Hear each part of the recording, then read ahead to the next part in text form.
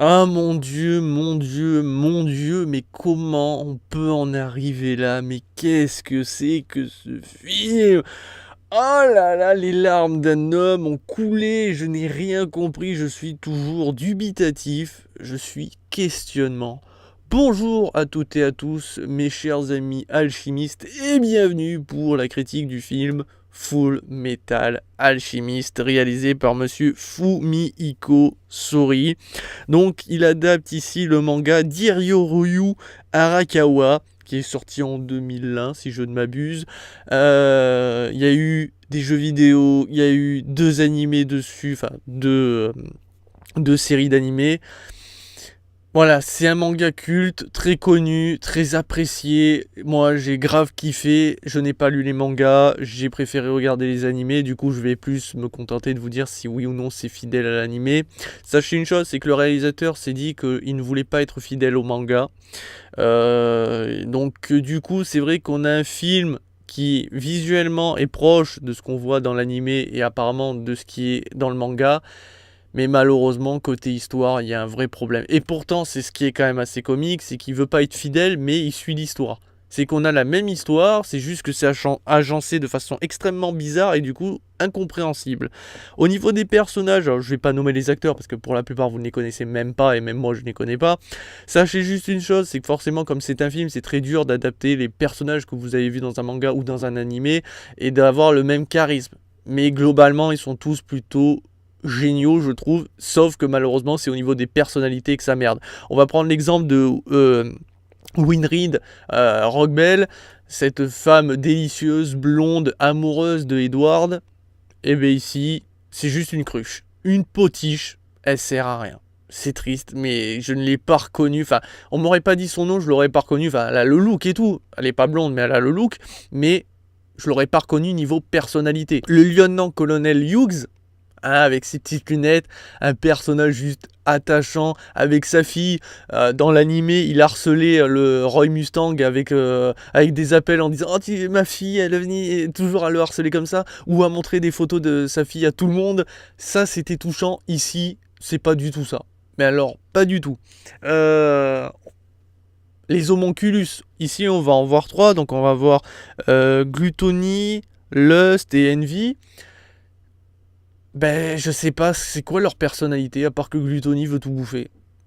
Et que Lust est un mannequin froid, qui, on dirait même un robot. Elle a pas du tout, vous savez, normalement, elle joue un petit peu, elle est comme ça. Elle bouge un peu avec son corps, comme une femme, mais ultra classe. Ici, non, c'est juste un robot. Non mais je vous jure, on a l'impression de voir un robot. Enfin, il y a des gros problèmes au niveau des personnalités des personnes. Même Roy Mustang, qui est, on va dire, plus ou moins fidèle, bah, j'ai du mal à le reconnaître. D'ailleurs, au passage, alors à noter, dans l'animé, pour ses flammes, il claque des doigts et des flammes apparaissent dans la zone, enfin là où il veut viser, quoi. Mais je savais pas qu'il pouvait faire des traits de flammes en continu, c'est-à-dire que t'as son gant qui prend feu et t'as la flamme qui... Je savais pas qu'il pouvait faire lance-flamme. Non mais sincèrement, je ne savais pas. Donc s'il y en a qui le savaient, enfin c'est peut-être dans le manga, dans l'animé, c'est pas dans mes souvenirs. Euh, Enfin voilà, je sais pas comment parler de ce film en fait. C'est très difficile d'en faire une critique. Si vous êtes fan ultra hardcore, oubliez. Non mais vraiment oubliez. Mais sinon, même si vous connaissez pas, déjà d'une, ça n'a aucun sens d'aller voir ce film d'abord. Je vous conseille clairement les animés si vous voulez pas lire, parce que là c'est infligeant. Je vais quand même vous raconter l'histoire, bien sûr c'est spoilé, donc forcément je sais même pas qu'est-ce que vous foutez là de toute façon à la base. Enfin bon, donc pour l'histoire, donc on suit les frères Elric, qui donc on les suit quand ils sont jeunes, enfants quoi. Ils maîtrisent un petit peu l'alchimie, puis un jour leur mère va mourir d'une maladie, enfin en tout cas de ce qu'on comprend dans le film. Ils veulent la ressusciter, on sait ce que ça fait dans le monde de l'alchimie. Et on va voir qu'ils vont perdre pour Edouard un bras et une jambe, pour Alphonse totalement son corps, donc on va le voir dans une armure. On va les retrouver très rapidement contre le prêtre, merde comment il s'appelait, donc on va les retrouver avec le père Cornello. Très rapidement il se bat direct contre lui, et on va voir plus ou moins des scènes assez similaires, même si ça se déroule pas dans l'église. Donc Edward va sortir une lance du sol, Euh, Cornello va faire apparaître des créatures. Alors, ici, c'est pas une chimère, ce qui est dommage, mais qui vont attaquer le bras donc de Edward, et là Edward va sortir sa phrase: ah, tu es tombé sur un os, ça c'est dur à mâcher, blablabla. Et donc Cornello va comprendre que c'est l'alchimiste le Full Metal Alchimiste. Donc on va retrouver des trucs comme ça. Après, derrière, on va enchaîner avec la rencontre des différents protagonistes de Central. Enfin, certains, on va même pas rencontrer le Führer.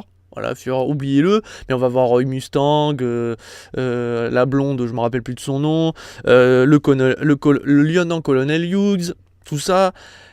De là va s'enchaîner différentes histoires. Edward va partir à la recherche de Marco. Voilà, Marco, on va le voir 3 minutes, il va mourir. On connaît pas ses origines, on sait pas comment il a créé la pierre philosophale. On ne sait rien, c'est juste montré. Il va se faire buter par Lust. Fin de l'histoire. Ok, on enchaîne, donc on revient avec un petit peu à Central, où Edward il va chercher de nouveaux indices dans les bouquins. Pendant que Alphonse, lui, il est resté avec Tucker, parce qu'on va suivre aussi Tucker. Là, pour Tucker, ça va, c'est assez similaire de ce qu'on voit dans l'animé, plus ou moins. Donc dans le laboratoire numéro 5, il va se passer que Tucker a réussi à s'échapper pour on ne sait quelle raison. Enfin, on va nous expliquer, mais je vous le dis pas, on va dire la seule surprise que je vous laisse. Tucker a pris en otage Alphonse et Winry. Il veut forcer, il veut tuer tout simplement le Full Metal Alchimiste. Bon, voilà. En même temps, Edward va comprendre comment marche la pierre philosophale et comment elle a été créée. Donc on va comprendre que le laboratoire numéro 5 servait aux expériences et a créé différentes pierres philosophales, et on va en avoir plein. Mais en même temps, dans le laboratoire numéro 5 se trouvaient les mannequins, vous savez, les mannequins tout blancs avec les yeux qui poussent au niveau du front, où on va leur implanter des pierres philosophales pour créer une armée pour Central.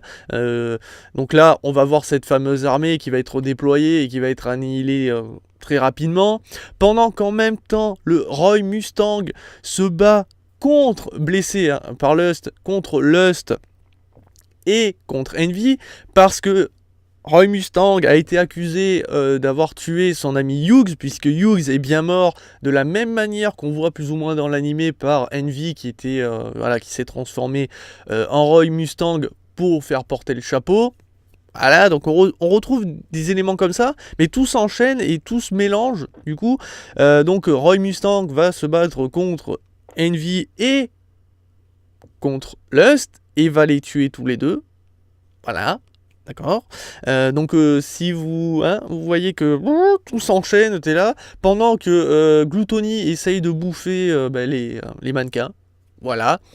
Et une fois qu'ils ont réussi à se battre contre les mannequins et ont réussi à tuer Lust et Envy, Roy Mustang a réussi à récupérer la pierre philosophale du corps de Lust, la file à Edward. Edward veut l'utiliser pour rendre le corps de Alphonse, sauf qu'il se rend compte que c'est pas la bonne manière, surtout quand on sait comment est créée la pierre philosophale, et ça se termine comme ça. Alphonse n'a pas encore récupéré son corps, du coup on aura le droit à un deuxième film.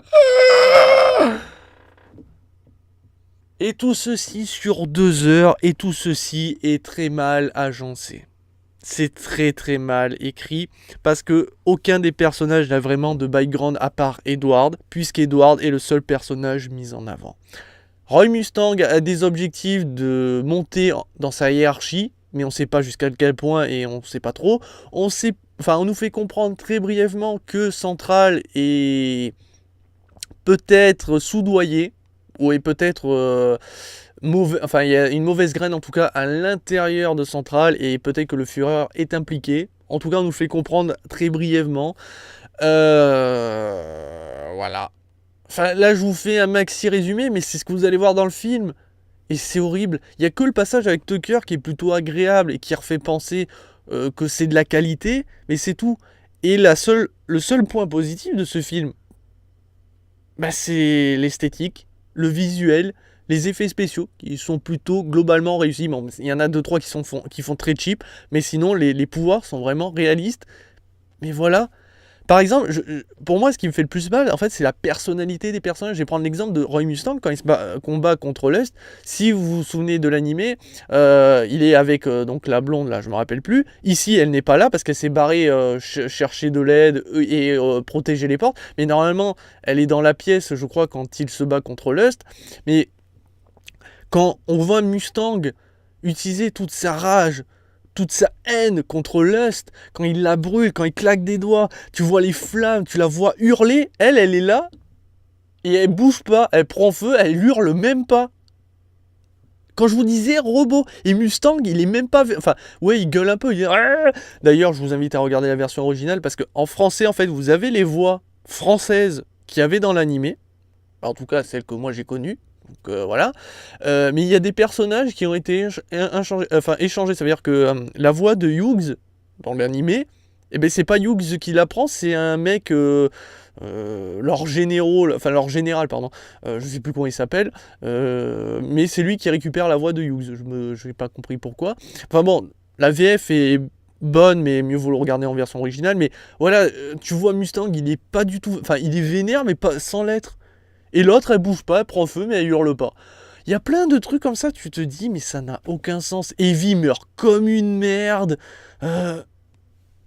En fait, c'est ça, c'est que le mec, il a voulu, dans ce film de 2 heures, implanter plein d'épisodes d'animé ou plein d'épisodes, plein de tomes du manga. Il a voulu en faire un condensé, montrer les passages les plus connus, le plus rapidement possible, secouer tout ça et vendre son film. Ouais, mais non. J'aurais préféré voir 3-4 films, mais au moins qui respectent bien l'animé et le manga, enfin surtout le manga, avec au moins le background de chaque personnage, qu'on comprenne bien les enjeux, qu'on comprenne bien pourquoi les homonculus font ça, tout ça. Là, non, c'est enchaîné, basta. Vous avez vu les scènes clés, donc la mort de Hughes, le passage avec Tucker, très rapidement avec Marco. Mais voilà, c'est trop, allez, à la va-vite, on enchaîne et basta. Non, je suis désolé. Après, maintenant, il reste de meilleure qualité que Death Note sur certains points, que ça soit la réalisation, tout ça, mais il y a un véritable problème sur la qualité de l'histoire, sur le background des personnages, la personnalité. C'est vraiment une merde ce film. Et dire que c'est un bon film, non mais c'est du foutage de gueule. Regardez Attack on the Titan si vous connaissez le manga ou l'animé, et vous verrez qu'ils ont réussi à faire un truc de meilleure qualité que ça. Et pourtant, Fullmetal Alchemist, c'est quand même beaucoup moins dur. Sauf au niveau des effets spéciaux, c'est un peu plus complexe. Ils ont quand même mis le budget. Mais voilà. Enfin, je suis vraiment très étonné. Et pour moi, c'est pas un bon film. Et du coup, ma note va se ressortir 0,5 étoiles sur 5. N'allez pas voir ce film, que vous soyez fan ou non. N'allez pas voir ce film. Ou alors par curiosité pour vous dire à quel point c'est médiocre. Pourquoi pas. Mais c'est tout. Allez voir les animés, ils sont de meilleure qualité. Il y a 2 séries, il y a Fullmetal Alchemist et Fullmetal Alchemist Brotherworld. C'est plus ou moins la même chose, sauf qu'il y en a un qui est un peu plus généreux au niveau du contenu, si vous voulez, au niveau de l'histoire, il est un peu plus gros, plus gourmand que l'autre. Après, c'est à vous de voir, mais voilà. Le plus récent étant Brotherworld, je vous conseille en tout cas les animés ou le manga, mais absolument pas ce film. Toutefois, il me tarde de voir la suite pour voir si elle est aussi merdique que ce premier film. Voilà qui conclut cette critique. Je vous dis à très bientôt, mes amis alchimistes. Ciao, ciao.